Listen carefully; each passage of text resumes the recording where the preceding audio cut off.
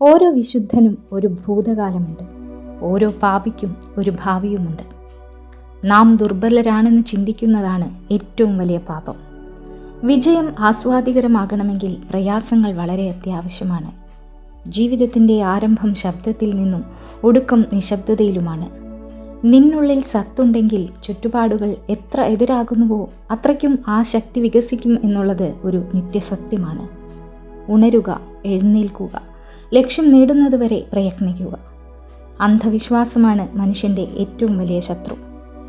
ശാന്തതയിൽ നിന്നും പരിശുദ്ധിയിൽ നിന്നുമാണ് ശക്തമായ വാക്കുകളുടെ ഉദ്ഭവം. ഏതൊരാശയവും നിങ്ങളുടെ മനസ്സിനെ ബലപ്പെടുത്തുന്നതാണെങ്കിൽ സ്വീകരിക്കുക, അല്ല ദുർബലപ്പെടുത്തുന്നതാണെങ്കിൽ നിരാകരിക്കുക. സ്ഥിര പരിശ്രമം ഒടുവിൽ വിജയം നേടും. ഒരു ദിവസം കൊണ്ട് ഒന്നും സാധിക്കാൻ കഴിയില്ല. 1000 പ്രാവശ്യം കാലിടറുമ്പോഴാണ് ഒരു സ്വഭാവം രൂപപ്പെടുന്നത്. നമ്മൾ നമ്മുടെ ചിന്തകളുടെ നിർമ്മിതിയാണ്. അതുകൊണ്ട് തന്നെ ചിന്തിക്കുന്നതിനെക്കുറിച്ച് സൂക്ഷ്മത പുലർത്തുക. നമ്മുടെ പുരോഗതിയെ തടസ്സപ്പെടുന്നതൊക്കെയും തന്നെ തിന്മയാണ്, സഹായിക്കുന്നത് നന്മയും. ധനവും പദവിയും അധികാരവുമല്ല ആവശ്യം, ഹൃദയശുദ്ധിയാണ്. സ്വന്തം ജീവിതത്തിൻ്റെ ഉത്തരവാദിത്വം സ്വയം തന്നെ ഏറ്റെടുക്കുക. ചെറിയൊരു ലക്ഷ്യത്തെ മനസ്സിൽ കണ്ടുകൊണ്ട് അതിലേക്ക് നിങ്ങളുടെ കഴിവുകളെ പരിമിതപ്പെടുത്തരുത്.